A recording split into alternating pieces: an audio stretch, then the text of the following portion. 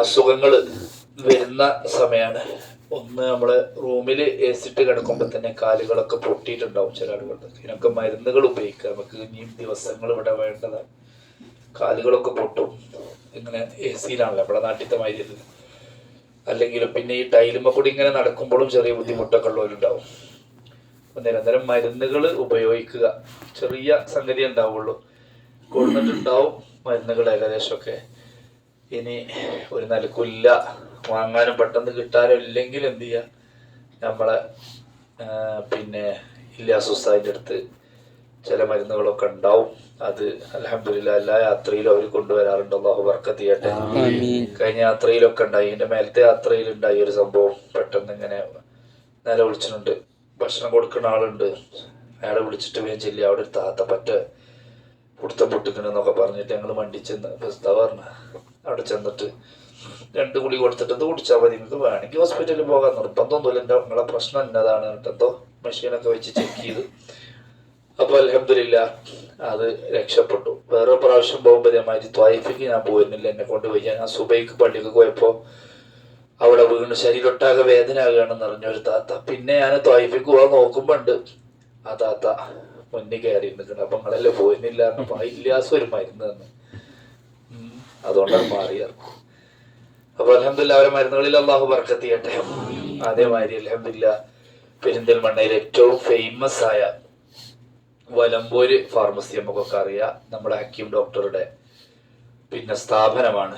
അവരടുത്തും എല്ലാവരും പാടെ ചെന്നാൽ എല്ലാവർക്കുള്ള മരുന്ന് ചിലപ്പോൾ ഉണ്ടാവില്ല, എങ്കിലും പറ്റ കുടുങ്ങിയ ആളുകളൊക്കെ വേണമെങ്കിൽ ഒന്ന് സമീപിച്ചാൽ എന്തെങ്കിലുമൊക്കെ പരിഹാരങ്ങൾ അവരടുത്ത് ഉണ്ടാവും.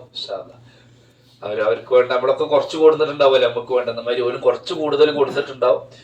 അള്ളാഹു അവരെ സ്ഥാപനത്തിലും ബർക്കത്ത് ചെയ്യട്ടെ. അൽഹംദുലില്ലാ അവര് നമ്മുടെ ദീനീ സംരംഭങ്ങളെയും സ്ഥാപനങ്ങളെയും സംവിധാനങ്ങളെയും ഒക്കെ നന്നായി സഹായിക്കുന്നവരാണ്. അതിനൊക്കെ അള്ളാഹു അവർക്ക് കൊടുക്കുന്നുണ്ട് നല്ലോണം. അൽഹംദുലില്ലാ അള്ളാഹു നല്ലോണം ഇനി അവർക്ക് ഏറ്റി ഇസ്സത്തും റാഹത്തും ഖൈറും ബർക്കത്തും ഒക്കെ കൊടുക്കട്ടെ.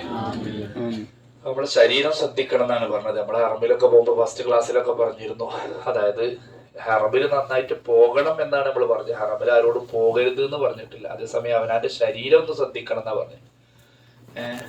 ഫസ്റ്റ് ക്ലാസ്സിൽ തന്നെ പറഞ്ഞു ഹറമിൽ കൊണ്ടാറിട്ട് പഠിക്കും. റൂമിൽ കൂടുതൽ കുത്തിരിക്കരുത്, റൂമിൽ ഹറമിൽ പോകണം, നന്നായിട്ട് പോകണം. അതേസമയം നമ്മളെ ശരീരം പറ്റ കേടിയിരുത്തരുത്. ഒരു 4 മണിക്കൂറോ 5 മണിക്കൂറെങ്കിലൊക്കെ ഉറങ്ങണ്ടേ.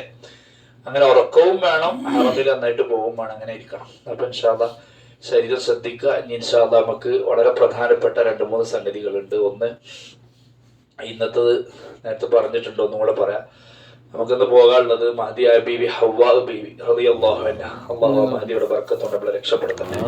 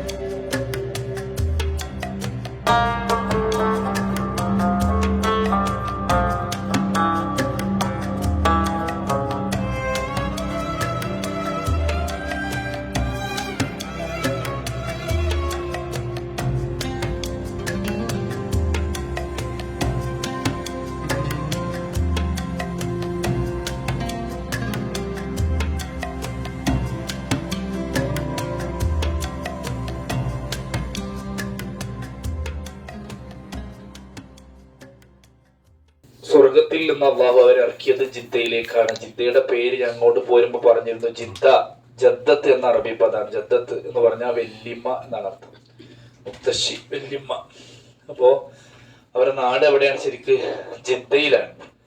ജിദ്ദയിലാണ് അവരുടെ പിന്നെ മഖബറയുള്ളത്. മഖബറത്തു ഹവ്വ എന്ന് പറഞ്ഞിട്ടൊരു സ്ഥലമുണ്ട്. ഇൻഷാ അല്ലാഹ് നമുക്ക് അവിടെ പോയിട്ട് ഒന്ന് സിയാറത്ത് ചെയ്യാം. അള്ളാഹു തൗഫീഖ് ചെയ്യട്ടെ.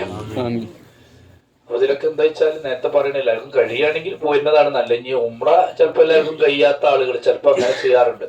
വരുമ്പോ ബാബു മക്കീന്ന് നമുക്കിട്ട് പോരുന്നതിന്റെ മുമ്പ് മക്കീന്നോ ഷർഫീന്നോ എവിടുന്നേലും നമ്മൾ ഇഹ്റാം ചെയ്തിട്ടാണ് പോരുക. നല്ലത് കഴിയുമെങ്കിൽ അങ്ങനെ തന്നെയാണ്, ഉംറയ്ക്ക് ഇഹ്റാം ചെയ്യലാണ്.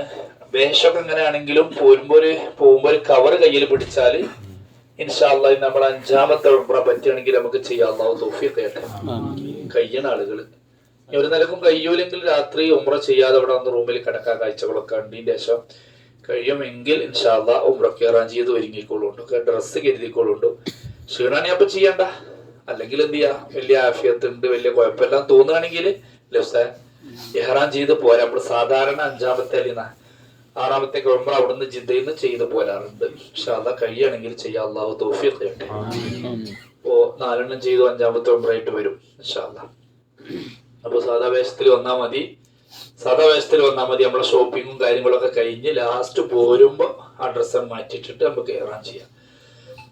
ഇനി കഴിയൂലെങ്കിൽ ഇൻഷാ അല്ലാഹ് ഇഹ്റാം ചെയ്യാതെ നമുക്ക് കാഴ്ചകൾ കാണാം.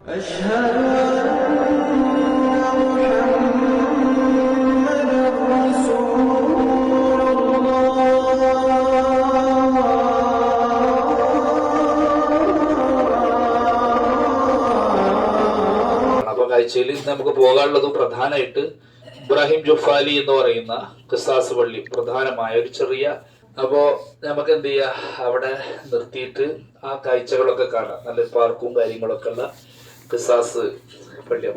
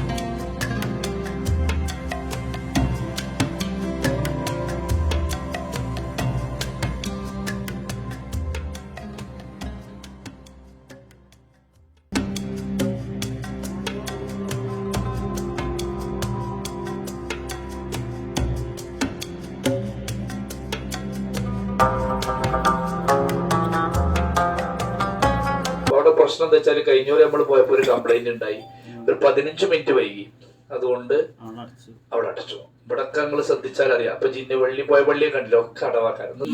അവിടെ പൂട്ടിട്ട് കഴിഞ്ഞാല് പിന്നെ നമുക്ക് എന്താ ചിലപ്പോ മഗ്‌രിബിനോട് അടുപ്പിച്ചിട്ടൊക്കെ പള്ളി കിട്ടുള്ളൂ. അപ്പൊ അസർ വളരെ വൈകും. കഴിഞ്ഞ പ്രാവശ്യം അങ്ങനെ ഉണ്ടായിട്ട് നമുക്ക് 2:45 പോവുകയാണെങ്കിൽ 3:45 ആ നിസ്കാരത്തിന്റെ ടൈമിലേക്ക് അവിടെ എത്തിയ നിസ്കാരത്തിൽ കൂടി അവിടെ തന്നെ ഒന്ന് മൂത്രയിക്കാനോ ഒതുർക്കാനോ 1 മണിക്കൂർ ഓടിക്കഴിഞ്ഞാൽ ഒന്ന് മൂത്രയിക്കാനോ ഒതുർക്കാനോ ഒക്കെ ഒരു റായത്ത് കിട്ടും. 2:45 പോകാം അല്ലേ?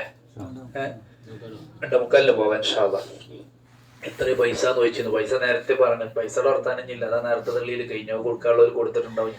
എപ്പോഴും ചർച്ച ചെയ്യാതിരിക്കാൻ ഒറ്റവട്ടം പറഞ്ഞു നിർത്തിയത് അതായത് പെട്ടു ഇൻഷാ അല്ലാഹ്. പിന്നെ നമുക്ക് ഇന്ന് വന്ന ചെലവ് അൽഹംദുലില്ലാഹ് നമ്മളെ ലത്തീഫ് കാലം എന്നാണ് സമതുക്കാലിൽ ഇവിടെ അവിടെ ഉണ്ട് അൽഹംദുലില്ലാഹ്. സാധാരണ അത് അങ്ങനെ ചില്ലറ വരുന്ന നമ്മളെന്തെങ്കിലുമൊക്കെ നമ്മൾ കൊടുക്കലുണ്ട്. അത് നമുക്ക് ചെലവായിട്ടുള്ള ഈ യാത്രയിൽ എന്താ പറയാ എല്ലാ നിലക്കും നമുക്ക് തിന്നാനും കുടിക്കാനും ഇടയ്ക്ക് ചായയും വെള്ളവും അതുപോലെ തന്നെ നമുക്ക് പൈസ ചെലവാണിന് പൈസ എല്ലാം നമുക്ക് ഉണ്ട്. അള്ളാഹു എല്ലാവർക്കും ബർക്കത്ത് ചെയ്യട്ടെ അൽഹംദുലില്ലാഹ്. അവരെ 100 റിയാൽ നമ്മൾ കൊടുക്കേണ്ടത് നമ്മൾ ഞാൻ 3 റുപ്യ ചില്ലറ ആകെയുള്ള വിഷമം ഈ പിരിവാണ്. ഞാനിപ്പോ കുറച്ചേരം റൂമിൽ വിട്ടിയ അപ്പന്റെ പണി പിരിവാണ്. റബീഉൽ-അവ്വലാണ്. 3 സ്ഥാപനങ്ങളുടെ ഒരു സാരഥിയാണ് ഞാൻ. അപ്പൊ ഓൺലൈനിൽ പിരിച്ചു തന്നെ പണി. അപ്പൊ ഈ പിരിവ് അറിയുന്നത് ഭയങ്കര ഇടങ്ങേറ് പിടിച്ച പരിപാടിയാണ്. അപ്പൊ അൽഹംദുലില്ലാഹ് ഇനി 3 റുപ്യ 3 റുപ്യ നമ്മൾ ചോദിച്ചാൽ തന്നെ എന്ത് ചെയ്താൽ അതാണ് റാഹത്തായി. അൽഹംദുലില്ലാഹ് അല്ലാഹുവിലേക്ക് ബർക്കത്ത് ചെയ്യട്ടെ. നമ്മുടെ സമുദായത്തിൽ നല്ല കുറെ ഈത്തപ്പായ കൊടുന്നു. ഇപ്പോഴും നമ്മളൊക്കെ റൂമുകളിൽ കൂടി കുറച്ച് ഈത്തപ്പായ ഉള്ളത് ഒരു കൊടുക്കുന്നതാണ്. അള്ളാഹുവിലേക്ക് പ്രത്യേകം ബർക്കത്ത് ചെയ്യട്ടെ. നമ്മളെ സഹായിച്ചിന് അള്ളാഹു വല്ല സഹായിക്കട്ടെ. വല്ല വിഷമങ്ങളൊക്കെ അന്ന് തീർത്തു കൊടുക്കട്ടെ. എല്ലാ ഹൈറിന്റെ വഴികളും അള്ളാഹു തുറന്നു കൊടുക്കട്ടെ. അവരുടെ കുടുംബത്തിൽ നിന്ന് മരണപ്പെട്ടു പോയ ആളുകളൊക്കെ ഉണ്ട്. അള്ളാഹു അവരെയൊക്കെ ഖബർ വെളിച്ചമാക്കണേ. എല്ലാ ഹൈറിന്റെ വഴികളും അവർക്ക് തുറന്നു കൊടുക്കറേ. എല്ലാ ഷറിന്റെ വഴികളും അവരെ തൊട്ട് കൊട്ടി അടക്കണേ റഹ്മാൻ. അൽഹംദുലില്ലാഹ് അൽഹംദുലില്ലാഹ്. വേറെ പേര് പറയുന്നത് കണ്ടിട്ട് ഒരാള് ഇന്നിപ്പോ രാവിലെ 50 റിയാല് തന്നിട്ട് അതിലെന്തേലും വെള്ളം വാങ്ങിക്കൊടുക്കണം, ഭക്ഷണം വെള്ളം എന്തെങ്കിലും തിന്നാള് വാങ്ങിക്കൊടുക്കണം എന്ന് പറഞ്ഞു. അള്ളാഹുവിലേക്ക് ബർക്കത്ത് ചെയ്യട്ടെ. അങ്ങനെ എല്ലാവരും ഒരു നല്ല മനസ്സ്, അത് ഒരു നല്ല അടയാളാണ്. ഒരു ഇതിൽ പറയുന്നുണ്ട്, മരണഘട്ടം പറയുന്ന ഒരു സംഭവം പറയുന്ന ഒരു ആയത്തുണ്ട്. ഫസ്വദ്ദഖ വകുൻ മിനസ് സ്വാലിഹീൻ. റബ്ബി എന്റെ പടച്ചവനെ എന്ന് പറഞ്ഞിട്ട് അവസാനം വിളിക്കുന്ന ഒരു വിളിയുണ്ട്. പടച്ചവനെ അഖർതനി ഇലാ അജലിൻ ഖരീബ്. മരിക്കാൻ ടൈമിൽ എല്ലാവരും പറയുന്ന ഒരു വർത്താനം, കുറച്ചേരം ഒന്നുകൊണ്ട് പിന്നിക്കാക്കിക്കൊണ്ട. മരിക്കുന്ന ടൈമിൽ എന്ത് പറയും? കുറച്ചേരം കൂടി ഒന്ന് ആയുസ് കൊണ്ട. ഫഅസ്വദ്ദഖ. അവിടെ നിസ്കാരം നോമ്പ് ഹജ്ജ് ഒന്നും പറഞ്ഞിട്ടില്ല. ഫഅസ്വദ്ദഖ, ഞാൻ സദഖ ചെയ്തോളാം അപ്പൊ പറയും. ബിസ്മില്ലാഹിർ റഹ്മാനിർ റഹീം. وأنفقوا مما رزقناكم من قبل أن يأتي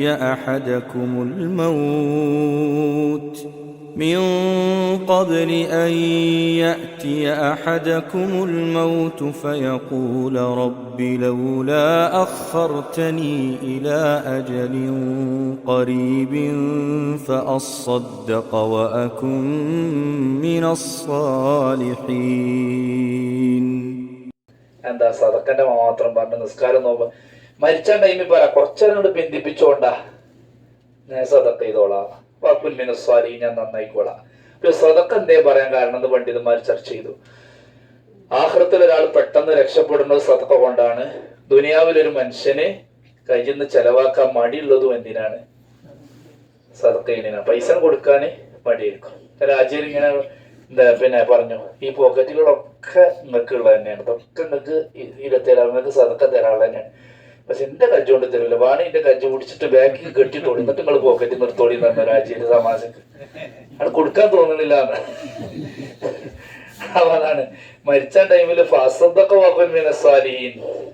ഞാൻ സദക്ക ചെയ്ത് നന്നായിക്കോളാന്നാണ് എല്ലാരും മരിച്ചുമ്പോ പറയാം. അപ്പൊ ആഖിറത്തിൽ വേഗം നന്നാകാൻ രക്ഷപ്പെടാനോ അത് തന്നെയാണ്. ദുനിയാവിന് കൊടുക്കാൻ കഴിയാതെ പിടിച്ചേക്കണ ഒരു നിലക്കൊണ്ട് ചെയ്യാൻ തോന്നാത്തൊരു സംഗതിയും അത് തന്നെയാണ്. അതുകൊണ്ടാണ് പറയാൻ കാരണം എന്ന് പണ്ഡിതന്മാർ പറഞ്ഞു. ഞാൻ നിസ്കരിച്ചോളാന്നല്ലോ പറയാ, അത് പറഞ്ഞിട്ടില്ല. അപ്പൊ അതാണ് ഏതായാലും വലിയ സദക്കാണ്. അങ്ങനെ ഒന്നും ഒരു മടിയില്ലാതെ ചെയ്തലോരൊക്കെ. അപ്പൊ ഈ ചെയ്തവർക്കൊക്കെ അള്ളാഹു വലിയ ബർക്കത്ത് ചെയ്യട്ടെ. ഖദീജയുടെ അവിടുന്ന് തവസ്സുൽ ബൈത്തൊക്കെ ചെല്ലി നമ്മൾ ഇതായിരുന്നു, അവിടുന്ന് ചീനി വിതരണം ചെയ്തത് ആരൊക്കെ കൊടുത്തതായിരുന്നു. അള്ളാഹു അവർക്കൊക്കെ ബർക്കത്ത് ചെയ്യട്ടെ. അപ്പൊ ഞാൻ പറയുന്നത് 2-3 കാര്യങ്ങൾ യാത്രയിൽ. ഒന്ന്, നേരത്തെ ഇങ്ങനെ പോവാണെങ്കിൽ നിസ്കാരത്തിന്റെ ഒരു കംപ്ലൈന്റ് വരരുത്, ഞാനിപ്പോ പറയുന്നത്. മറ്റൊന്ന്, ഫസ്റ്റ് നമ്മൾ പോവുക ഇബ്രാഹിം ജുഫാലി എന്ന് പറയുന്ന ഒരു വ്യക്തി ഉണ്ടാക്കിയ പള്ളിയാണത്. ഇബ്രാഹിം എന്ന് പറയുന്ന ജുഫാലി കുടുംബത്തിലെ ഒരാൾ ഉണ്ടാക്കിയ പള്ളിയാണ്, വലിയൊരു പള്ളി. അപ്പോൾ ഇവിടെ അങ്ങനെയുള്ള അറബികൾ പള്ളി ഉണ്ടാക്കുന്നതിൽ വലിയ താല്പര്യമുള്ളവരാ, കാരണം വലിയ സ്വതക്ക ചെയ്യുന്ന ആളുകളെ പള്ളിക്ക്. അപ്പോൾ അവർ ആ ഒരു പള്ളിന്റെ പരിസരവും കാഴ്ചകളും ഇൻഷാ അല്ലാഹ് ഒന്ന് കാണുക.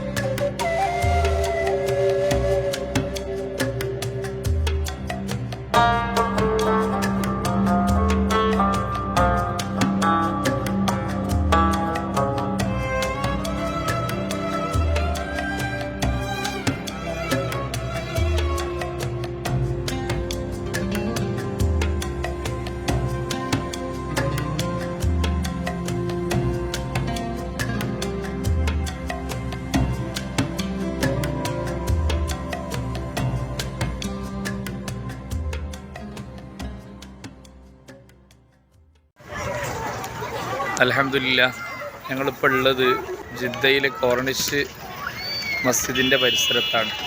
കോർണിഷ് മസ്ജിദാണ് ഈ കണ്ടുകൊണ്ടിരിക്കുന്നത്. ജിദ്ദയിലെ ബീച്ചിലുള്ള റുവൈസ് ബീച്ചിലുള്ള കോർണിഷ് ജുമാ മസ്ജിദാണ്, കോർണിഷ് പള്ളി. അത് കഴിഞ്ഞ് നമുക്ക് പിന്നെ പോകാനുള്ളത് രണ്ടാമത് പോണ വഴിക്കൊക്കെ കാഴ്ചകളൊക്കെ ഉണ്ടാവും, കാണാനുള്ളതൊക്കെ. നിർത്തി നമ്മൾ സന്ദർശിക്കുന്നത് മഗ്‌രിബിന്റെ മുമ്പായിട്ട് ഹവ്വാ ബീവിയുടെ അവിടെ അല്ലേ, രണ്ടാമതല്ലെങ്കിൽ മൂന്നാമതായിട്ട്, രണ്ടായിരിക്കും അധികം, രണ്ടോ അല്ലെങ്കിൽ മൂന്നാമതായിട്ട് ഹവ്വാ ബീവിയുടെ അവിടെ നമ്മൾ ഇൻഷാ അല്ലാഹ് ഇറങ്ങി സിയാറത്ത് ചെയ്യും. അല്ലാഹു തൗഫീഖ് ചെയ്യട്ടെ. അവിടെ തിങ്കളാഴ്ചയാണ്, ഉള്ളിക്കാർക്കും കിടക്കാൻ പറ്റില്ല, അവിടെ പിന്നെ ഇൻഷാ അല്ലാഹ് മഖ്ബറത്തു ഹവ്വാ എന്ന് ബോർഡ് വെച്ച ആ കവാടത്തിന്റെ അതിന്റെ മുന്നിൽ നിന്ന് നമ്മൾ ഇറക്കായിരിക്കും.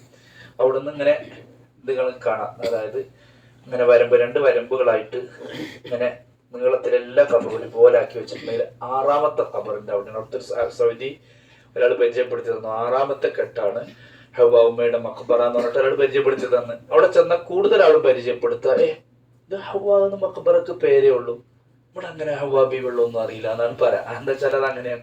അത് ജന്നത്തുൽ ബഖീല് സിയാറത്തിനായാലും പറയാം, ഉസ്മാനുള്ളാന്റെ ഖബറിന്റെ അടുത്ത് നിന്ന് ചോദിക്കണം, ഉസ്മാനുള്ളാന്റെ ഖബർ ഇവിടെ അങ്ങനെ ഖബറൊന്നും അറിയില്ല എന്നാ പറയാ. പറയുന്നത് ഇവിടുന്ന കാര്യം ഉസ്മാനുള്ളാന്റെ ഖബർ അവിടെ പ്രത്യേകം ബോർഡ് വെച്ചിട്ടുണ്ടാവും, പ്രത്യേകം ബോർഡ് വെച്ചതൊക്കെ പുണ്യമുള്ള ആൾക്കാരുടെ സ്ഥലമാണ്. അവിടെ സിയാറത്ത് ചെയ്യാതിരിക്കാനാണ് കാട്ടുന്നത്. അപ്പൊ അവിടെ പറിച്ചിൽ നോക്കണ്ട, അങ്ങനെ ഉണ്ടാകുക. ഞാൻ നേരത്തെ ഷജറപ്പള്ളിയോട് പറഞ്ഞിരുന്നല്ലോ, വിപരീതമായിട്ടേ പറഞ്ഞു തരുള്ളൂ. അവർക്ക് പറഞ്ഞു കൊടുക്കാൻ അതിനായിട്ട് മുത്തവ ജോലിക്കാരെ വെച്ചിട്ട് ഇപ്പൊ അതിനെ ഒഴിവാക്കിയ സംഭവം. മുത്തവമാര് പറഞ്ഞിട്ട് ടീം ഉണ്ടായിരുന്നു ഇവിടെ, അവരെ ഗവൺമെന്റ് പറ്റി ഒഴിവാക്കാൻ തുടങ്ങി. അവർക്ക് തന്നെ ഇരുന്നു പണി. ആ മലമ കയറാൻ പാടില്ല, ഈ മലമ കയറാൻ പാടില്ല, അവിടെ തൊടാൻ പാടില്ല, ഇവിടെ തൊടാൻ പാടില്ല, ഇതിങ്ങനെ ക്ലാസ് എടുക്കുന്നത്. അപ്പൊ കുറെ നിന്നിക്കണം ഏതായാലും. അപ്പൊ നമ്മളേതായാലും അവിടെ കണ്ട് പുറത്തുനിന്ന് ഉള്ളിക്ക് പെണ്ണുങ്ങളെയും കയറ്റൂല, ആണുങ്ങളെ തന്നെ ചില സമയങ്ങളിലൊക്കെ കയറ്റാറുണ്ടായിരുന്നു. നമുക്ക് പുറത്തുനിന്ന് മഖബറയുടെ പുറത്തുനിന്ന് സിയാറത്ത് ചെയ്യാം. അത് ചിലതൊക്കെ അങ്ങനെ തന്നെയല്ലേ ഉണ്ടാവുള്ളൂ.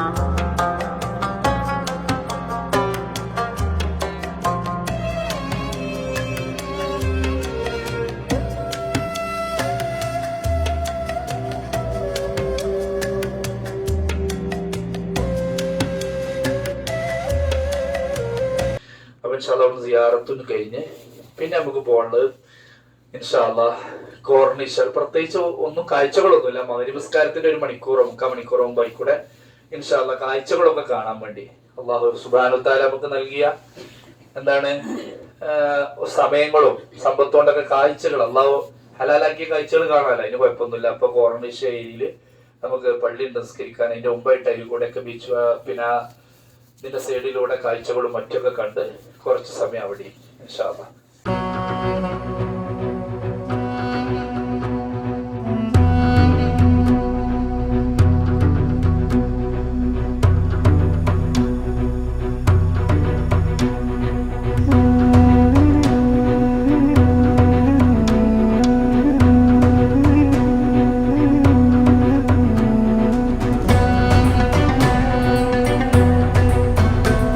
ശ്രദ്ധിക്കണ അടുത്തതാണ് മഗ്‌രിബ് നിസ്കാരം അവിടുന്ന് കഴിഞ്ഞിട്ട് കോർണിഷ് എന്ന അവിടുന്ന് കഴിഞ്ഞിട്ട് പിന്നെ നമ്മൾ വരുന്നതാണ് ഷറഫിയ എന്ന് പറയുന്നത് ലാസ്റ്റ്.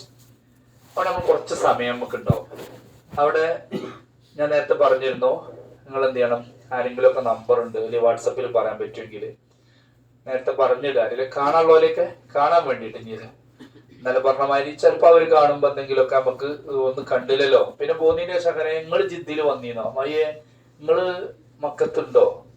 ആ മക്കത്തുണ്ട്. എവിടേക്ക് പോയി? ജിദ്ദിയിൽ നിന്ന് പോയി വന്നിക്ക. ജിദ്ദിയിലോ? ഞാൻ ഇവിടെ ഉണ്ടായിരുന്നു. എന്താ നിങ്ങൾക്ക് ഒന്ന് പറഞ്ഞുകൂടായിരുന്നില്ലേന്ന് ചോദിക്കും. അപ്പൊ അങ്ങനെ ഇത് വരാതിരിക്കാന് എന്ത് ചെയ്യാ, നിങ്ങളെ സ്വന്തക്കാരുണ്ടെങ്കിൽ ഒന്ന് വാട്സപ്പിൽ പോലെ നമ്പർ ഉണ്ടെന്ന് മെസ്സേജ് വിട്ടിട്ട് ഞാൻ രാത്രി വരുന്നുണ്ട്. അവിടെ മഗ്‌രിബ് നിസ്കാരം കഴിഞ്ഞിട്ടാണ് അവിടെ എത്തുക കേട്ടോ. അപ്പൊ പറയുന്ന ആളുകളോടൊക്കെ പറഞ്ഞോളി. ഷറഫിയ വേറൊരു വിഷയം ഉണ്ടാകാറുണ്ട്, നമുക്ക് കഴിയൂല അപ്പൊ തന്നെ പറഞ്ഞുതരാം. സോ അതെ, ഞാനിവിടെ അൽബലദിലാണ്, നിങ്ങളത് കൂടിയല്ലേ പോവാ, ഇവിടെ നിർത്തിയിട്ടോ പറയും. അത് കഴിയൂല.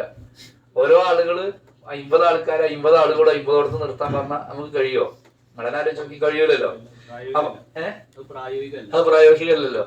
അപ്പൊ നിങ്ങൾ ഇത് ചെയ്യാനാണെന്നൊക്കെ പറഞ്ഞു തരുന്ന ആദ്യം തന്നെ നിങ്ങൾ എന്ത് ചെയ്യുക, ഉസ്താദ് എന്റെ കുട്ടി ഇവിടെ ഉണ്ട്, ഇവിടെ നിന്ന് നിർത്താൻ എന്താ നിങ്ങൾക്ക് ഇവിടെ നിന്ന് ചവിട്ടുമ്പോഴേക്കിനൊന്നും പറഞ്ഞിട്ട് കാര്യമില്ല. ഇങ്ങനെ ചവിട്ടിയ വണ്ടി നിൽക്കൂല പറഞ്ഞിട്ട് കാര്യമില്ല. അവിടെ നിൽക്കുമ്പോഴേക്കിന് ഫൈന് വരുന്ന സ്ഥലമാണ്. സംഗതി ചവിട്ടിയാൽ നിൽക്കുകയൊക്കെ ചെയ്യും, ഫൈൻ അപ്പോഴേക്കിന് വരും. അപ്പൊ അതുകൊണ്ട് എന്ത് ചെയ്യാം, അതൊന്നും പറയരുത്.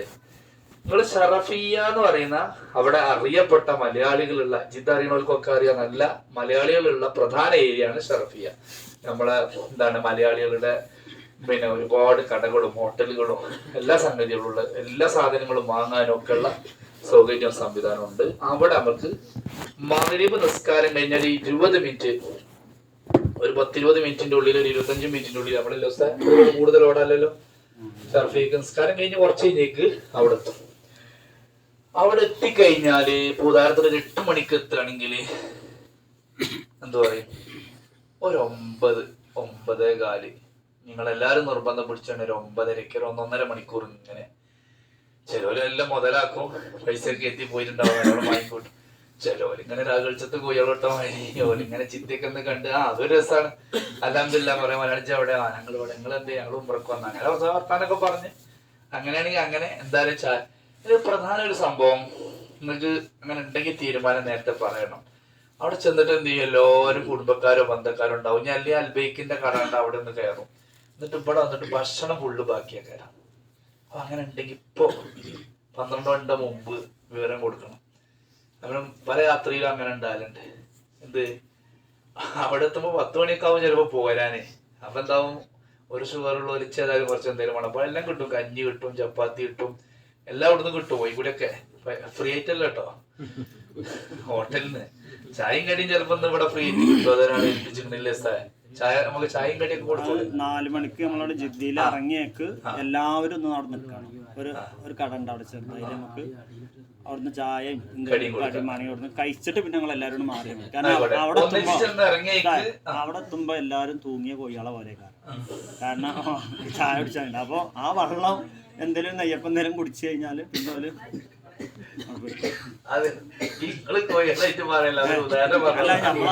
ക്ഷീണിച്ചിട്ടുണ്ടാവും.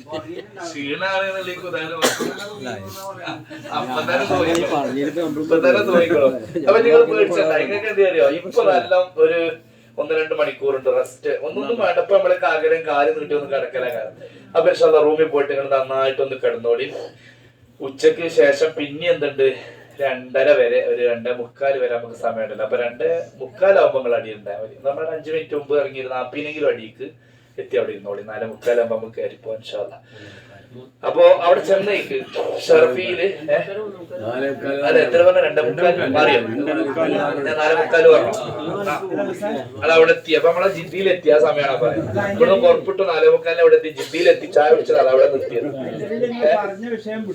ഏതാ നമ്മളെ പറഞ്ഞ വിഷയത്തേക്ക് വരിക. 4:45 നമ്മൾ ഇവിടെ എത്തിയിട്ടുണ്ടാവും. ജിദ്ദിയിൽ എത്തി ചായ കുടിച്ചിട്ടുണ്ടാവും. അപ്പൊ അതിന്റെ കടി എന്താണ്? ഒരാളെ വകയും ചായ അങ്ങനെ കുടിച്ചു. ഉസ്താദ് പറഞ്ഞ ഒരു ഉദാഹരണം പറഞ്ഞ പൈന്ന് പോയതാ.